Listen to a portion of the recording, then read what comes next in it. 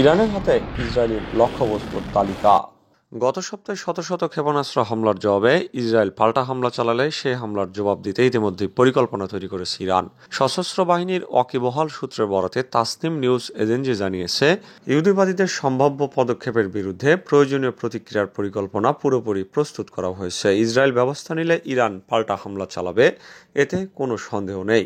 এতে আরও বলা হয়, ইরানের কাছে ইসরায়েলের অনেক লক্ষ্যবস্তুর তালিকা রয়েছে। মঙ্গলবারের হামলা দেখিয়েছে ইহুদিবাদীদের যে কোনো জায়গায় হামলা চালানোর সক্ষমতা রাখে ইরান। ইরানের সব বিমানবন্দর বন্ধ ঘোষণা, যে কোনো সময় ইসরায়েলের হামলার আশঙ্কা। রোববার রাত 9টা থেকে সোমবার সকাল 6টা পর্যন্ত ইরানের সব বিমানবন্দর বন্ধ করে দেওয়া হয়েছে। এই সময় বিমানবন্দর দিয়ে কোনো ধরনের বিমান উড্ডয়ন এবং অবতরণ করবে না।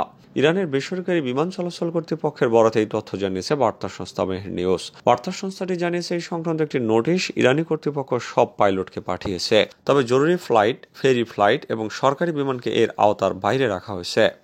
ইরানের আরেক রাষ্ট্রায়ত্ত বার্তা সংস্থা ইরনা জানিয়েছে, অপারেশনাল সীমাবদ্ধতার কারণে বিমানবন্দর বন্ধ করে দেওয়া হয়েছে। এটির সঙ্গে ইসরায়েলের পাল্টা হামলার বিষয়টি থাকতে পারে বলে জানিয়েছে ইসরায়েলি সংবাদ মাধ্যম টাইমস অফ ইসরায়েল। কাতার ভিত্তিক সংবাদ মাধ্যম আল জাজিরা জানিয়েছে, রাজধানী তেহরানের দুইটি গুরুত্বপূর্ণ টানেলও মধ্যরাত থেকে বন্ধ করে দেওয়ার ঘোষণা দেওয়া হয়েছে। তেহরান ভিত্তিক লেখক তৌহিদ আসাদি আল জাজিরাকে বলেন, ইরান বিমানবন্দর বন্ধের যে ঘোষণা দিয়েছে এটিকে খুবই গুরুত্বের সঙ্গে নিতে হবে এবং এটির উপর নজর রাখতে হবে, কারণ বিষয়টি খুবই গুরুত্বপূর্ণ। তিনি জানিয়েছেন, ইরান কি আক্রমণ রক্ষণাত্মক নাকি পূর্ব সতর্কতার অংশ হিসেবে বিমানবন্দর বন্ধ করেছে সেটি হয়তো কিছুক্ষণের মধ্যে জানা যাবে।